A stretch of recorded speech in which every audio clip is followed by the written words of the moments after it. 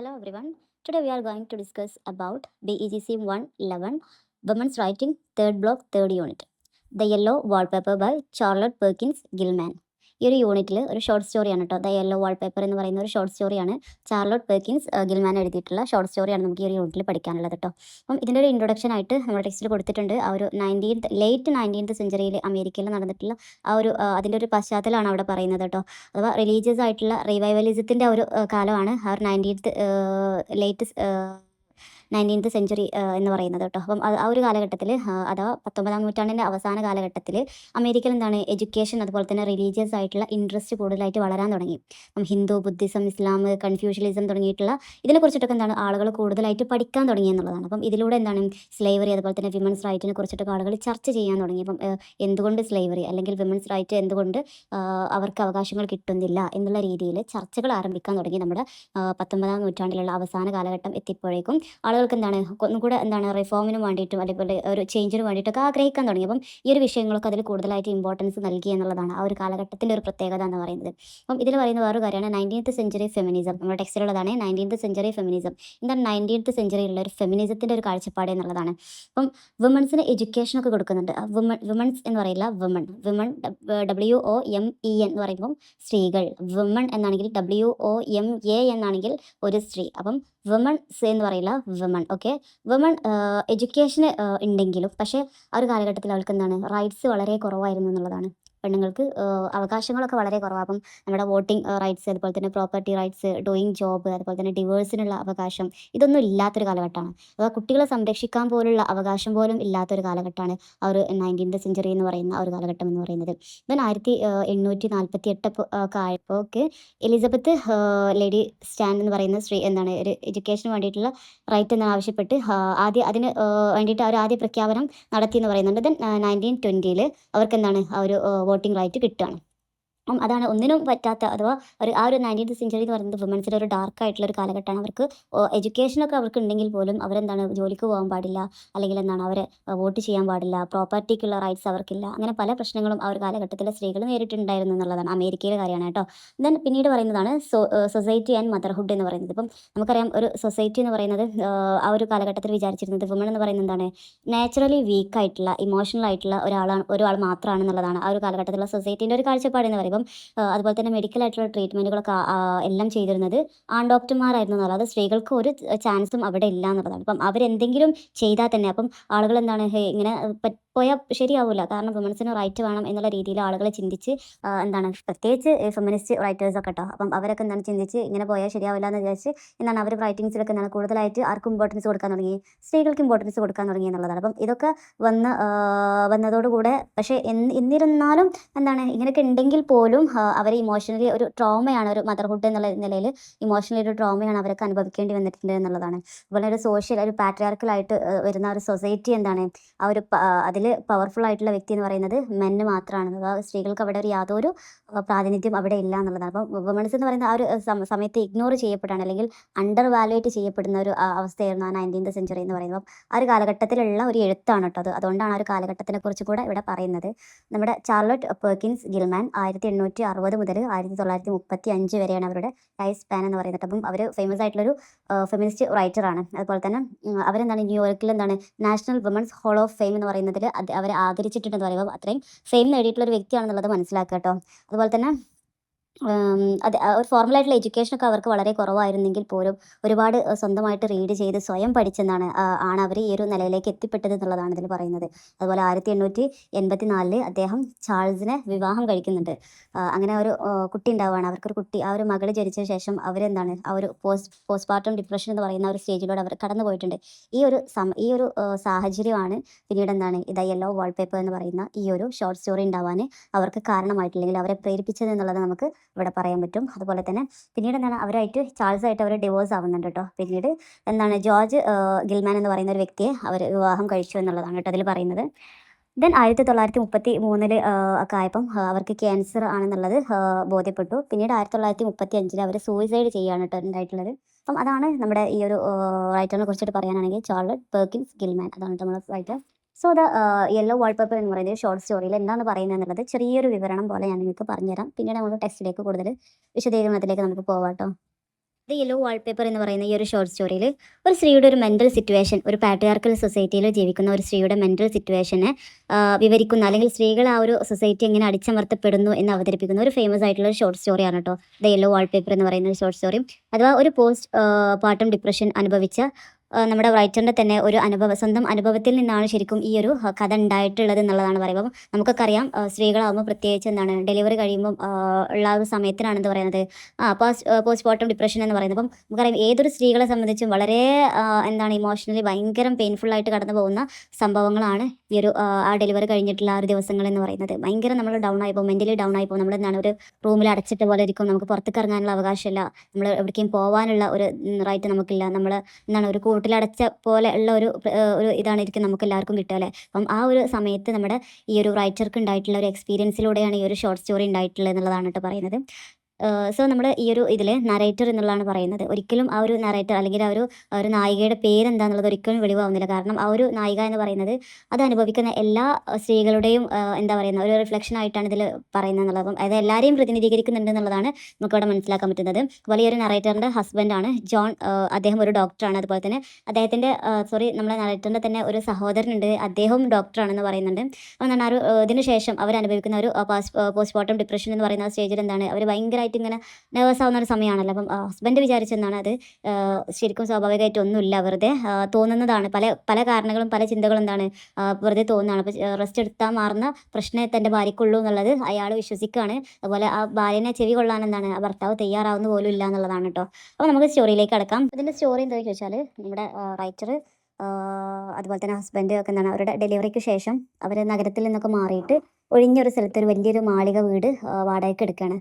തീർച്ചയായിട്ടും ഒരു ഒറ്റപ്പെട്ട സ്ഥലമാണ്. അതിൽ തന്നെ താഴത്തെ നിലയും മുകളിലത്തെ നിലയിലുണ്ട്.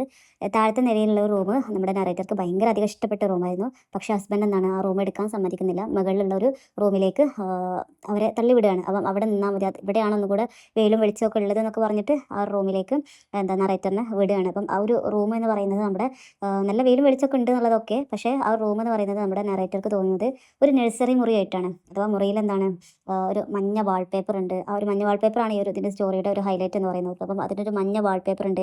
അതുപോലെ അതിൻ്റെ നിറവും അതുപോലെ തന്നെ അതിൻ്റെ രൂപവും ഒക്കെ എന്തൊക്കെയോ ഒരു അസ്വസ്ഥത ഒരു റൈറ്ററിൽ ഉണ്ടാക്കുന്നുണ്ടെന്നുള്ളത്. അപ്പം അതിൻ്റെ ജനലഴികൾ എന്ന് പറയുന്നത് ഇരുമ്പാണ്. അഥവാ നമ്മുടെ ജയിലിലുള്ള ഇരുമ്പ് അഴികളെ പോലെയാണ് അതിനുള്ളിലുള്ള ജനലകൾ ഉള്ളത് എന്നാണ് പറയുന്നത്. അപ്പം ശരിക്കും തീർച്ചയായിട്ടും തന്നെ ഒരു എന്താണ് റൂമിനുള്ളിൽ അടച്ചിടുന്ന ഒരു ആ ഒരു സങ്കല്പമാണ് അവിടെ നമ്മുടെ റൈറ്ററോടെ കൊണ്ടുവരുന്നത്. അതുപോലെ തന്നെ അവർക്ക് എന്താണ് ആ റൂമിൽ വെറുതെ ഇങ്ങനെ ഇരിക്കുക, അഥവാ അവരെ ഒന്നും ചെയ്യാൻ സമ്മതിക്കുന്നില്ല. വെറുതെ റെസ്റ്റ് എടുത്താൽ മതി, തൻ്റെ അസുഖങ്ങളൊക്കെ മാറും. പക്ഷേ ഒന്നും ചെയ്യാതിരിക്കുന്ന ആ ഒരു സമയം, ആ ഒരു കാലത്തോളം എന്താണ് അവർക്ക് എന്താണ് ടെൻഷനും അതുപോലെ തന്നെ ഒറ്റയ്ക്ക് ഇരിക്കുന്ന ഒരു ഇതും ഒക്കെ കൂടി എന്താണ് ഭയങ്കര ഒരു വല്ലാത്തൊരു അവസ്ഥയിലൂടെ ആ ഒരു നമ്മുടെ റൈറ്റർ കടന്നു പോകുന്നുണ്ട് എന്നുള്ളതാണ്.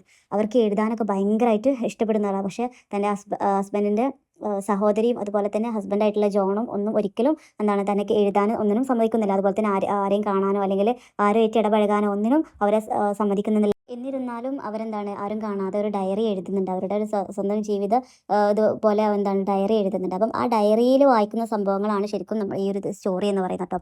അവരെഴുതുന്ന അവരുടേതായിട്ടുള്ള സ്വന്തമായിട്ടുള്ള ആ ഒരു അനുഭവം എഴുതുന്ന ആ ഒരു ശൈലിയാണ് ശരിക്കും നമ്മുടെ ഈ ഒരു സ്റ്റോറിക്ക് ഉള്ളത് എന്നുള്ളതാണ്. അപ്പം ഞാൻ ഇതിൻ്റെ ഒരു എന്താണെന്നുള്ളത് പറഞ്ഞു തരാണ്. നമുക്കിതിൻ്റെ സ്റ്റോറി നമുക്ക് നോക്കാനുണ്ട്. അപ്പം അത് വായിക്കുമ്പോൾ മനസ്സിലാവും കേട്ടോ. അങ്ങനെ എന്താണ് അവരെന്താണ് ആ ഒരു റൂമിൽ അടച്ചിട്ട പോലെ എന്താണ് ബന്ധിതയായിട്ട് നിൽക്കുന്ന പോലെ നമുക്ക് നറേറ്റർക്ക് തോന്നുകയാണ്. അങ്ങനെ ദിവസങ്ങൾ ഒരുപാട് കഴിഞ്ഞ് പോകുന്നതാണ്. അവർ കൂടുതലായിട്ട് ലോൺലി ആയിട്ട് ആവുന്ന പോലെ നമ്മുടെ നറേറ്റർക്ക് തന്നെ തോന്നുകയാണ്. അപ്പോൾ കുഞ്ഞിനെ പോലും നോക്കാൻ പറ്റുന്നില്ല എന്നുള്ളത്. അപ്പം കുഞ്ഞിനെ നോക്കാനൊരു ഹോം നേഴ്സ് ഉണ്ട്, പക്ഷെ എന്താണ് കുട്ടിനെ പോലും കൊടുക്കുന്നില്ല. അതുപോലെ തന്നെ അത് നോക്കാനുള്ള ഒരു സാഹചര്യം പോലും അല്ലെങ്കിൽ ഒരു മാനസികാവസ്ഥ പോലും ആർക്കില്ല, നമ്മുടെ നറേറ്റർക്ക് ഇല്ല എന്നുള്ളതാണ് കേട്ടോ പറയുന്നത്.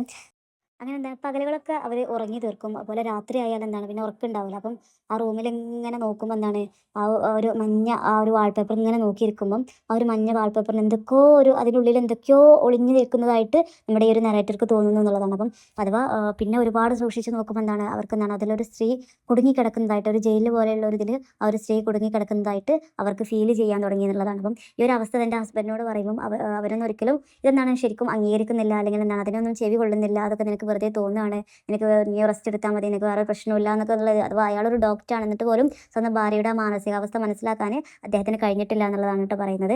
അങ്ങനെ എന്താണ് ഓരോ ദിവസം കൂടുന്തോറും എന്താണ് അതിൽ ആ ഒരു സ്ത്രീ എന്താണ് പുറത്തേക്ക് വരാനിങ്ങനെ നിൽക്കുന്നതായിട്ട് നമ്മുടെ നറേറ്റർക്ക് ഇങ്ങനെ തോന്നുകയാണ്. അതുപോലെ തന്നെ പകൽ സമയത്ത് ആ ഒരു സ്ത്രീ എന്താണ് വീടിൻ്റെ മുറ്റത്തിലൂടെ ഒക്കെ എന്താ എഴഞ്ഞ് നടക്കുന്നതായിട്ടൊക്കെ അവർക്ക് ഇങ്ങനെ ഫീൽ ചെയ്യും. അഥവാ ഒരു മാനസികമായിട്ട് അത്രയും അങ്ങ് അറ്റമെത്തി നിൽക്കുന്ന ഒരു അവസ്ഥയാണ് കേട്ടോ. ശരിക്കും ഒരു നമ്മളൊക്കെ പറയും ഭ്രാന്തായി അല്ലെങ്കിൽ അവർക്ക് മാനസിക എന്നൊക്കെ പറയൂല. അപ്പം ആ ഒരു സിറ്റുവേഷനിൽ നമ്മുടെ ആ ഒരു റൈറ്റർ എത്തിപ്പെട്ടു, അല്ലെങ്കിൽ ആ നറേറ്റർ എത്തിപ്പെട്ടു എന്നുള്ളതാണ് കേട്ടോ അവിടെ പറയുന്നത്.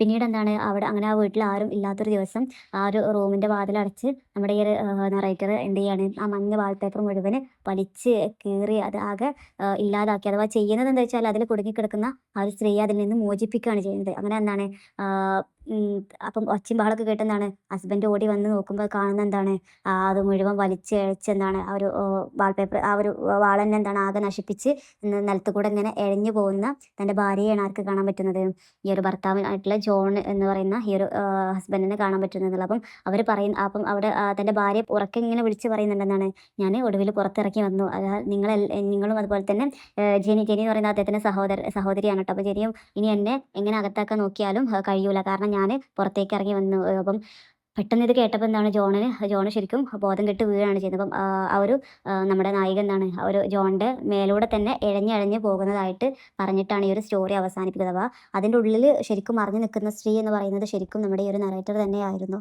എന്നുള്ളത് ഒരു സങ്കല്പമാണ് കേട്ടോ. ആ ഒരു നറേറ്റർ തന്നെയായിരുന്നു. അപ്പം എന്താണ് അവർ ആ ഒരു റൂമിൻ്റെ ഉള്ളിൽ അടച്ചിട്ടതിൻ്റെ ഫലമായിട്ട് എന്താണ് അവർക്ക് ശ്വാസം മുട്ടുന്നതായിട്ട് അവർക്ക് ഫീൽ ചെയ്യുമെന്നാണ്, അവരതിൽ നിന്ന് മോചിതയാവുന്ന ഒരു രൂപമാണ് കേട്ടോ അതിൽ പറയുന്നത്. അപ്പം ഇഴഞ്ഞിഴഞ്ഞ് പോകുന്നത്, ഇപ്പോൾ ഇഴഞ്ഞു പോകുക എന്ന് പറയുന്നത് ശരിക്കും പോകാനുള്ള റൈറ്റ് ആ ഒരു സമൂഹത്തിൽ ഉണ്ടായത്. അപ്പോൾ ഇഴഞ്ഞിഴഞ്ഞ് പോയിട്ടാണെങ്കിൽ എന്താണ് താനെന്താണ് ആ ഒരു ഇതിൽ നിന്ന് ആ ഒരു ബന്ധത്തിൽ നിന്ന് അവർ മോചിതയാവുന്നതിനെ കുറിച്ചിട്ടാണ് ഇതിൽ പറയുന്നത്. അതാണ് ഇതിൻ്റെ ഒരു ഈ ഒരു സ്റ്റോറിയുടെ ഒരു ഇതിവൃത്തം എന്ന് പറയുന്നത്.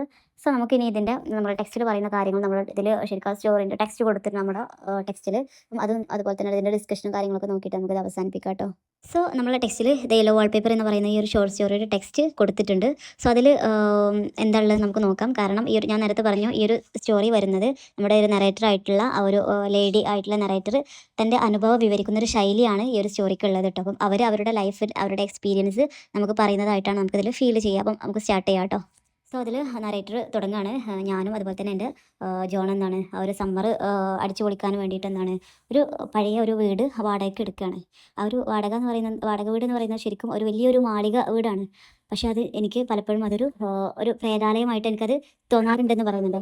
അല്ലെങ്കിൽ തന്നെ ഇത്ര കുറഞ്ഞ വാടകയ്ക്ക് ഇതിൽ വീട് എങ്ങനെയാണ് കിട്ടുക എന്ന്, കാരണം അത്രയും ആളുകളും താമസമൊന്നും ഇല്ലാത്തൊരു പഴയ ഒരു കെട്ടിടമായിട്ട് അത് മാറിയിട്ടുണ്ട് എന്നുള്ളതാണ്. അപ്പം അഥവാ ഈ ഒരു വീടിന് എന്തൊക്കെയോ ഒരു അഭ്യൂഹങ്ങളുണ്ട്. അഥവാ ശരിക്കും സാധാരണ ഒരു വീടിൻ്റെ പോലത്തെ വീടല്ല ഇത്, എന്തൊക്കെയൊക്കെ കാര്യങ്ങൾ വിചിത്രത ഈ ഒരു വീടിനുള്ളിൽ ഒളിച്ചിരിപ്പുണ്ട് എന്നുള്ളതാണ് നമ്മൾ നറേറ്റർ ഇവിടെ പറയുന്നത് കേട്ടോ. അപ്പം ഇത് തൻ്റെ ഹസ്ബൻഡിനോട് പറയുമ്പം ശരിക്കും ഹസ്ബൻഡ് ഇതൊക്കെ കേട്ടിട്ട് കളിയാക്കി ചിരിക്കുമെന്ന് പറയുന്നുണ്ട്. അഥവാ ആ ഒരു ചിരി എന്ന് പറയുന്നത് ശരിക്കും എന്താണ് തൻ്റെ വിവാഹ ജീവിതത്തിൽ എന്താണ് ആ ഒരു ഭാര്യയുടെ അഭിപ്രായങ്ങൾക്ക് ഒരു വിലയും ഇല്ലാത്ത, അല്ലെങ്കിൽ ഭാര്യയുടെ ആ ഒരു വാക്കിനെ എന്താണ് അവഗണിക്കുന്ന ആ ഒരു സൊസൈറ്റിയാണ് അവിടെ പറയുന്നത് കേട്ടോ. അതൊരു സാധാരണ ഒരു സൊസൈറ്റി സംബന്ധിച്ച് പെണ്ണുങ്ങൾ എന്തെങ്കിലും പറഞ്ഞാൽ അത് കളിയാക്കി ചിരിക്കുക, അല്ലെങ്കിൽ എന്താണ് അത് അവോയ്ഡ് ചെയ്യുക എന്ന് പറയുന്നത് ഒരു നോർമൽ കാര്യമായിട്ടാണ് നമ്മുടെ നറേറ്റർ ഇവിടെ പറയുന്നത് എന്നുള്ളതാണ്. ശരിക്കും ജോൺ എന്ന് പറയുന്നത് ശരിക്കും ലോജിക്കലായിട്ട് ചിന്തിക്കാൻ കഴിയുന്ന ആളാണ്. പക്ഷേ എങ്കിൽ പോലും എന്താണ് തൻ്റെ അസുഖം എന്താണെന്നും തൻ്റെ മാനസികാവസ്ഥ എന്താണെന്നും അദ്ദേഹത്തിന് മനസ്സിലാക്കാൻ പറ്റിയിട്ടുണ്ടായിരുന്നില്ല എന്നുള്ളതാണ് നമ്മുടെ നറേറ്റർ പറയുന്നത് കേട്ടോ. അപ്പം തനിക്ക് എന്താണ് ഇതിനെക്കുറിച്ചിട്ട് തനിക്ക് എന്ത് ചെയ്യാൻ പറ്റും, കാരണം അദ്ദേഹം ഒരു ഡോക്ടറാണ്, അതുപോലെ തന്നെ തൻ്റെ സഹോദരനും ഒരു ഡോക്ടറാണ്. അപ്പം രണ്ടുപേരും പറയുന്നതെന്താണ്, എനിക്ക് ചെറിയൊരു പേശികൾക്ക് അല്ലെങ്കിൽ നാഡികൾക്ക് ചെറിയൊരു പ്രശ്നങ്ങൾ മാത്രമാണുള്ളത്, അതൊക്കെ റെസ്റ്റ് എടുത്താൽ മാറുന്ന രോഗം, അല്ലാത്ത രോഗം എനിക്കില്ല എന്ന് അവർ തന്നെ വിധി എഴുതി പറയുകയാണ്. അപ്പം അല്ലാതെ അതിലേറെ കൂടുതൽ എനിക്ക് എന്ത് ചെയ്യാൻ പറ്റും എന്നുള്ളതാണ് നമ്മുടെ നറേറ്റർ ചോദിക്കുന്നത്. അപ്പം നമ്മുടെ നറേറ്റർ പറയുന്നത്, അപ്പം അവർ പറയുന്നതനുസരിച്ച് ഞാൻ എന്താണ് മരുന്ന് കഴിക്കുകയും പൂർണ്ണമായിട്ട് റെസ്റ്റ് എടുക്കുകയുമാണ് ചെയ്യുന്നത് എന്നുള്ളതാണ് അവർ പറയുന്നത്. അപ്പം ഈ ഒരു അവരുടെ അസുഖം പൂർണ്ണമായിട്ട് സുഖം പ്രാപിക്കുന്നവർ എന്താണ് ഒരു ജോലിയും ചെയ്യരുത് എന്നുള്ളതാണ് അവരുടെ നിർദ്ദേശം.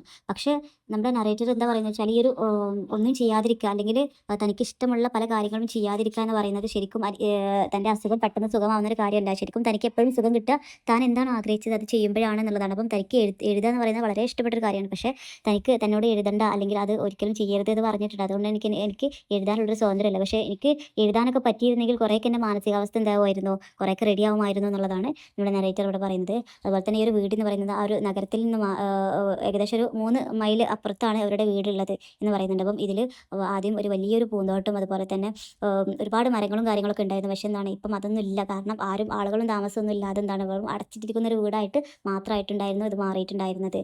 അതുപോലെ തന്നെ അത് താഴത്തെ നിലയിലുള്ള ഒരു വളരെ മനോഹരമായിട്ടുള്ള റൂം അവിടെ ഉണ്ടായിരുന്നു. അപ്പം ഞാൻ എന്താണ് അത് വേണമെന്ന് പറഞ്ഞിരുന്നു. പക്ഷെ എന്താണ് തൻ്റെ ജോണ് തനിക്കത് തന്നിട്ടില്ല. അഥവാ മുകളിലുള്ള ഒരു റൂം മാത്രം താൻ എടുത്താൽ മതി. അത് അവർക്കാണെങ്കിൽ ഒരു നഴ്സറി റൂമായിട്ടാണ് അവർക്ക് തോന്നുന്നതെന്ന് പറയുന്നത്. ഒരുപാട് ധാരാളം നല്ല ലൈറ്റും അതുപോലെ കാറ്റൊക്കെ ഉണ്ട്. പക്ഷെ എന്താണ് ആ ഒരു ജനൽ വിൻഡോയുടെ ആ ഒരു അഴി എന്ന് പറയുന്നത് എന്താണ് വെറും ഇരുമ്പ് കമ്പികളാണ്. അഥവാ ജയിലിൽ നിൽക്കുന്ന ഒരു ഫീലാണ് തനിക്ക് അതിൽ നിന്നിട്ട് കിട്ടുന്നത് എന്നുള്ളതാണ് അതിൽ പറയുന്നത്. അപ്പം അതുപോലെ തന്നെ ആ റൂമിൻ്റെ ഏറ്റവും വലിയ ഹൈലൈറ്റ് എന്ന് പറയുന്നത് ആ ഒരു യെല്ലോ വാൾപേപ്പർ തന്നെയാണ് ട്ടോ. അപ്പം ആ ഒരു വാൾപേപ്പർ എന്ന് പറയുന്നത് ഭയങ്കര അരോചകമായിട്ട് തോന്നുകയാണ് നമ്മുടെ നറേറ്ററെ സംബന്ധിച്ച്. അതിൻ്റെ ആ രൂപം അതുപോലെ തന്നെ അതിൻ്റെ നിറം ഒക്കെ എന്താണ് ഭയങ്കര ഒരു വെറുപ്പ് തോന്നുകയാണ് ആ ഒരു വാൾപേപ്പറിനോട്. അപ്പം അതിൽ ആ രൂപങ്ങൾ എന്താണ് അവ എന്തൊക്കെയോ അതിലേക്ക് നോക്കുമ്പോൾ എന്താണ് തനിക്ക് എന്തൊക്കെയോ തോന്നുന്നു. അല്ലെങ്കിൽ അവ സ്വന്തമായിട്ട് സൂയിസൈഡ് ചെയ്യുന്നത് പോലെ തന്നെ തനിക്കത് നോക്കുമ്പോൾ തോന്നുന്നു എന്നുള്ള കാര്യങ്ങളൊക്കെയാണ് പറയുന്നത്. പക്ഷേ ജോണിനെ സംബന്ധിച്ച് എന്താണ് അദ്ദേഹം എപ്പോഴും വീട്ടിലുണ്ടാവാറില്ല എന്ന് പറയുന്നത്. അതുകൊണ്ട് തന്നെ ഈ ഒരു ലേഡി എത്രത്തോളം അവരുടെ ലൈഫിൽ സ്ട്രഗിൾ ചെയ്യുന്നുണ്ട്, മെൻ്റലി എത്രത്തോളം സ്ട്രഗിൾ ചെയ്യുന്നുണ്ട് എന്നുള്ള കാര്യം ജോണിന് അറിയാൻ പറ്റുന്നില്ല എന്നുള്ളതാണ് പറയുന്നത്. അതുപോലെ തൻ്റെ കുഞ്ഞിനോട് ഒപ്പം ശരിക്കും നല്ല രീതിയിൽ കഴിയാനും പറ്റുന്നില്ല. പക്ഷേ അതിൻ്റെ കുഞ്ഞിനെ നോക്കുന്ന ഒരു ഹോം നേഴ്സായിട്ടുള്ള മേരി കുഞ്ഞിനെ ശരിക്കും നല്ല രീതിയിൽ നോക്കുന്നുണ്ടെന്നുള്ള കാര്യം പറയുന്നുണ്ട് കേട്ടോ. അതുപോലെ ആ ഒരു വാൾപേപ്പറിനെ കുറിച്ചിട്ടാണ് പറയുന്നത്. അത് എന്താണ് ആ വാൾപേപ്പറിനെ കുറിച്ചിട്ട് തൻ്റെ ഹസ്ബൻഡിനോട് പറയുമ്പം എന്താണ് അതെല്ലാം തൻ്റെ മോശമായിട്ടുള്ള ചിന്തയാണ്, തനിക്ക് വെറുതെ അങ്ങനെ തോന്നുകയാണെന്നുള്ള രീതിയിൽ പറഞ്ഞിട്ട് എന്താണ് അതിനെ വെറുതെ വഴി തിരിച്ചു വിടുകയാണ് അവർ ചെയ്യുന്നത് എന്നുള്ളതാണ്. അപ്പോൾ വെറുതെ ഇരിക്കുമ്പോൾ ഓരോന്ന് ചിന്തിച്ച് കൂട്ടുക എന്നുള്ളതാണ് അവരുടെയൊക്കെ അഭിപ്രായം എന്നുള്ളതാണ് പറയുന്നത്. അതുപോലെ തന്നെ തനിക്കെന്താണ് എഴുതാനൊക്കെ വളരെ ഇഷ്ടപ്പെടുന്ന ആളാണ്. പക്ഷേ എന്താണ് ജോണും അദ്ദേഹത്തിൻ്റെ സഹോദരി എന്താണ് എന്നെ എഴുതാൻ സമ്മതിക്കുന്നില്ല. അപ്പം എഴുതുക എന്ന് പറയുന്നത് എൻ്റെ ആരോഗ്യത്തിന് വളരെ മോശമായിട്ടുള്ളൊരു കാര്യമായിട്ടാണ് അവർ കരുതുന്നത് എന്നുള്ളതാണ്. പക്ഷേ ആ ഒരു കാലക്രമേണ എന്താണ് ആ ഒരു വാൾപേപ്പറിൽ നോക്കി നോക്കി എന്താണ് അതിലൊരു സ്ത്രീയുടെ രൂപം തെളിയുന്നതായിട്ട് എനിക്ക് തോന്നുന്നു എന്നുള്ളതാണ് അവർ പറയുന്നത്. അപ്പം അതിൻ്റെ ആ ഒരു വാൾപേപ്പറിൻ്റെ പിന്നിൽ ഒരു സ്ത്രീ ശരിക്കും കുടുങ്ങിക്കിടക്കുന്നതായിട്ട് എനിക്ക് തോന്നാൻ തുടങ്ങി. ആ ഒരു സ്ത്രീ ശരിക്കും പുറത്ത് വരാൻ വേണ്ടിയിട്ട് ശ്രമിക്കുന്നതായിട്ടും എനിക്ക് തോന്നുന്നുണ്ട്. അതുകൊണ്ട് തന്നെ തൻ്റെ ഭർത്താവിനോട് പറയുന്നുണ്ട് ഇങ്ങനെയൊക്കെ ഉണ്ട്, സോ എനിക്ക് എത്രയും പെട്ടെന്ന് ഈ വീട്ടിൽ നിന്ന് പോകണം എന്ന് തൻ്റെ ഭർത്താവായിട്ടുള്ള ജോണിനോട് അവർ പറയുന്നുണ്ടെങ്കിൽ പോലും അദ്ദേഹം ഒരിക്കലും അതിന് സമ്മതിച്ച് തരുന്നില്ല. കാരണം അദ്ദേഹം പറയുന്നത് വെച്ചാൽ തനിപ്പോൾ വെയിറ്റൊക്കെ കൂടി തൻ്റെ രോഗത്തിൽ നിന്ന് ഒരുപാട് സുഖം പ്രാപിച്ച് വരുന്നുണ്ട്. അപ്പോൾ ഇവിടെ തന്നെയാണ് ഏറ്റവും നല്ലത്, ഏറ്റവും ബെറ്റർ എന്നുള്ളതാണ് അദ്ദേഹം. തൻ്റെ ഒരു ഭാര്യയെ ശരിക്കും അദ്ദേഹം ഒരു ഡോക്ടറായിട്ട് പോലും എന്താണ് തൻ്റെ ഭാര്യയുടെ അസുഖം അല്ലെങ്കിൽ തൻ്റെ ഭാര്യയുടെ സിറ്റുവേഷൻ ഒന്നും ഒരിക്കലും അദ്ദേഹം എന്താണ് അംഗീകരിക്കാനോ അല്ലെങ്കിൽ അതിന് മുൻഗണന കൊടുക്കാനോ അദ്ദേഹം തയ്യാറായിട്ടില്ല എന്നുള്ളതാണ് പറയുന്നത് കേട്ടോ. അങ്ങനെ ആ ഒരു വാൾപേപ്പറിൽ നോക്കിയിരിക്കുമ്പോൾ രാത്രി സമയത്ത് എന്താണ് ആ ഒരു ലൈറ്റിൽ എന്താണ് ആ ഒരു വാൾപേപ്പറിന് മുകളിലേക്ക് ആ ലൈറ്റ് വരുമ്പോൾ ശരിക്കും അതിലെന്താണ് ഇരുമ്പ് കമ്പികൾ ഇങ്ങനെ നിൽക്കുന്നത് പോലെ അവർക്ക് തോന്നുകയാണ്. അപ്പം അതിൻ്റെ പിന്നിലാണ് ശരിക്കും ആ ഒരു സ്ത്രീ ഉള്ളതായിട്ട് അവർക്ക് വ്യക്തമായിട്ട് അവർക്ക് ആ ഒരു സ്ത്രീയെ ശരിക്കും കാണാൻ പറ്റുക എന്നുള്ളതാണ്. അതുപോലെ അവർക്ക് എന്താണ് പകൽ സമയമാകുമ്പം ആ ഒരു വീടിൻ്റെ പുറത്തൂടെ എന്താണ് ഒരു സ്ത്രീ വെറുതെ ഇങ്ങനെ എഴഞ്ഞ് നീങ്ങുന്നതായിട്ട് അവർക്ക് കാണാൻ പറ്റുന്നു എന്നുള്ളതൊക്കെ പറയുന്നത്. അപ്പം ശരിക്കും പിന്നീട് ഇങ്ങനെ ഈ ഒരു സ്ത്രീനെ കുറിച്ച് കാണൽ പകലും ആ സ്ത്രീ മുറ്റത്ത് കൂടെ പോകുന്നത് പോലെ തോന്നും. അതുപോലെ തന്നെ രാത്രിയാകെ ഈ സ്ത്രീ എന്താണ് ആ ഒരു കമ്പിൻ്റെ ഉള്ളിൽ കുടുങ്ങിക്കിടക്കുന്നതായിട്ട് തോന്നും. അപ്പം ശരിക്കും അവർക്ക് മനസ്സിലാവാണ് ശരിക്കും ഈ ഒരു എഴഞ്ഞു പോകുന്ന സ്ത്രീയും അതുപോലെ തന്നെ അതിൽ കുടുങ്ങിക്കിടക്കുന്ന സ്ത്രീയും രണ്ടും ഞാൻ തന്നെയാണെന്നുള്ളത് ആ ഒരു നരേറ്റർ വിശ്വസിക്കാൻ തുടങ്ങി എന്നുള്ളത്. അങ്ങനെ അവർ പറയാണ് ഒരു ദിവസം ഞാൻ എന്താണ് രാത്രിയിൽ ആ ഒരു വാൾപേപ്പർ വലിച്ചു കയറാൻ വേണ്ടിയിട്ട് തുടങ്ങി. അതിൻ്റെ ഒരു പിന്നിലുള്ള ഒളിച്ചു നിൽക്കുന്ന അല്ലെങ്കിൽ കുടുങ്ങിക്കിടക്കുന്ന ആ സ്ത്രീയെ മോചിപ്പിക്കാൻ വേണ്ടിയിട്ടാണ് താൻ അങ്ങനെ അഥവാ സ്ത്രീയെ മോചിപ്പിക്കാൻ വേണ്ടിയിട്ട് താൻ സഹായിക്കുകയായിരുന്നു എന്നുള്ളതാണ് ഇവിടെ നരേറ്റർ പറയുന്നത്. അങ്ങനെ എന്താണ് അവസാനം ആ റൂമിൻ്റെ വാതിൽ താൻ പൂട്ടി ആരെയും അകത്ത് കിടക്കാൻ പറ്റാത്ത രീതിയിൽ എന്താണ് ആരെയും അകത്ത് കിടക്കാൻ താൻ അനുവദിച്ചിട്ടില്ല എന്ന് പറയുന്നുണ്ട്. അങ്ങനെ എന്താണ് ആ ഒരു സ്ത്രീയെ രക്ഷിക്കാൻ വേണ്ടിയിട്ട് ശ്രമിക്കുകയാണ്. അതുപോലെ ആ ഒരു സ്ത്രീ പുറത്തേക്ക് വന്നാൽ ആ സ്ത്രീയെ കെട്ടിടാൻ വേണ്ടിയിട്ടുള്ള കയറും തയ്യാറാക്കി വെച്ചു എന്ന് പറയുന്നുണ്ട്. അങ്ങനെ എന്താണ് ആ ഒരു വാൾപേപ്പർ മുഴുവനായിട്ട് അവർ കീറുകയാണ്. അപ്പം അങ്ങനെ എല്ലാം കീറി കഴിഞ്ഞപ്പോൾ എന്താണ് ആ ഒരു സ്ത്രീ സ്വതന്ത്രമായ പോലെ നമ്മുടെ നറേറ്റർക്ക് തോന്നുകയാണ്. അപ്പം എല്ലാ വാൾപേപ്പറും ഞാൻ കീറിയ എന്താണ് ആ ഒരു സ്ത്രീ സ്വതന്ത്രമായി എന്നുള്ളത് നമ്മുടെ റൈറ്റർ എന്താണ് ചിന്തിക്കുകയാണ്. അഥവാ അങ്ങനെ നമ്മളെ നറേറ്റർക്ക് തോന്നുക എന്നുള്ളതാണ്. അങ്ങനെ ആ ഒരു പെട്ടെന്ന് ആ ഒരു വാതിൽ തുറന്ന് ജോൺ അകത്തേക്ക് വരികയാണ്.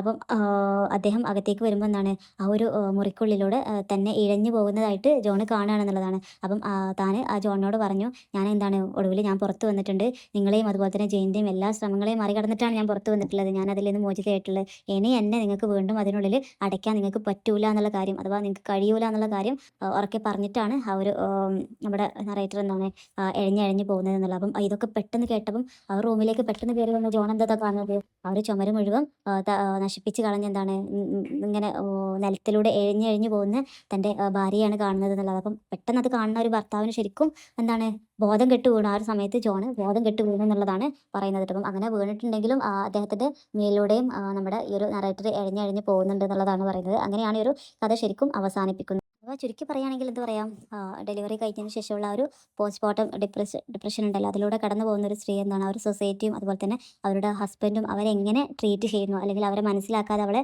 എങ്ങനെയെല്ലാം ഒറ്റപ്പെടുത്തും എന്നുള്ളതും, അങ്ങനെ അത് ഒരു ഒറ്റപ്പെടുത്തത്തിൻ്റെ ഭാഗമായിട്ട് എന്താണ് അവർ ആ ഒരു മാനസികമായിട്ടാകെ തളരുന്ന ആ ഒരു അവസ്ഥയും ചിത്രീകരിക്കുന്ന ഒരു ഷോർട്ട് ഫിലിമാണിത് എന്നുള്ളതാണ്. ശരിക്കും അതിലൊരു യെല്ലോ വാൾപേപ്പർ എന്ന് പറയുന്നത് ശരിക്കും ആ ഒരു അടിച്ചമർത്തപ്പെടുന്നതിൻ്റെ ഒരു പ്രതീകമായിട്ടാണ് ഈ ഒരു ഇത് സ്റ്റോറിയിൽ പറയുന്നത്.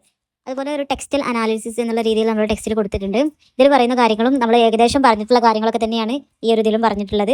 അഥവാ ഒരു പാട്രിയാർക്കൽ സൊസൈറ്റി എന്താണ് തുറന്നു കാട്ടാൻ, ആ ഒരു സൊസൈറ്റിയിലുള്ള തീരുമാനങ്ങൾ അവർക്ക് എന്താണ് മുൻകൂട്ടി കാഴ്ചപ്പാടുകൾ, ഒരുപാട് മുൻകൂട്ടി കാഴ്ചപ്പാടുകളുണ്ട് അവർക്ക്. അപ്പം അതിനനുസരിച്ചിട്ട് മാത്രമാണ് സൊസൈറ്റി ചിന്തിക്കുന്നതും. അപ്പം അത്രയും മാത്രമേ സ്ത്രീകൾക്ക് അവിടെ പരിഗണന കൊടുക്കുന്നുള്ളൂ എന്നുള്ള കാര്യങ്ങളൊക്കെയാണ് അവിടെ പറയുന്നത്. അതുപോലെ തന്നെ ആ ഒരു മദർഹുഡിൻ്റെ കാര്യത്തിൽ ഭയങ്കര ഒരു ആശങ്ക പറയുന്നുണ്ട്. കാരണം എന്താണ്, ആ ഒരു കുഞ്ഞിൽ നിന്ന് തന്നെ അകറ്റി നിർത്തപ്പെടുകയാണ് അവിടെ നെറേറ്റർക്ക് വരുന്ന ഒരു അനുഭവം എന്ന് പറയുന്നത്. അപ്പം ആ ഒരു കുഞ്ഞിനെ എന്താണ് തൻ്റെ അടുത്ത് നിന്ന് പൂർണ്ണമായിട്ട് മാറ്റി എന്താണ് തന്നെ ഒറ്റപ്പെടുന്ന ഒരു അവസ്ഥയിലേക്ക് മാറ്റപ്പെടുകയാണ് ചെയ്യുന്നത് എന്നുള്ളതാണ്. അപ്പം ആ ഒരു തൻ്റെ അസുഖം ഉണ്ട് എന്നുള്ളത് തൻ്റെ ഭർത്താവിനോട് പറഞ്ഞിട്ട് പോലും എന്താണ് തൻ്റെ ഭർത്താവ് അതിന് അനുകൂലിച്ചൊന്നും തീരുമാനം എടുക്കാൻ അവർ തയ്യാറാവുന്നില്ല. അത് വെറും ഒരു പാഴ്വാക്കായിട്ട് മാത്രമാണ് ആ ഒരു ഭർത്താവ് എന്നുള്ളത് പറയുന്നത് ആ ഒരു സൊസൈറ്റിയാണ് കേട്ടോ. ശരിക്കും ആ ഒരു സൊസൈറ്റി തന്നെ എന്താണ് സ്ത്രീകൾക്ക് പറയുന്ന ഒരു വാക്കിന് പോലും ഒരു വിലയില്ല എന്നുള്ള രീതിയിലാണ് അവരെ കാണുന്നത് എന്നതാണ്. അപ്പം അങ്ങനെ ആ ഒരു ഒറ്റപ്പെട്ട് എന്താണ് ആ ഒരു മാനസിക അസ്വസ്ഥത എന്ന് പറയുന്നത് എന്താണ് കഠിനമായിട്ടുള്ളൊരു മാനസിക അസ്വസ്ഥതയിലാണ് നമ്മൾ ആ ഒരു കഥ ശരിക്കും അവസാനിപ്പിക്കുന്നത് അല്ലേ. ആ ഒരു കഥ അവസാനിക്കുമ്പോൾ എന്താണ് ആ ഒരു മാനസിക സമ്മർദ്ദത്തിലൂടെ എന്താണ് അവർ ചെയ്യുന്ന പല കാര്യങ്ങളാണ് നമുക്കതിലൂടെ കാണാൻ പറ്റുന്നത്.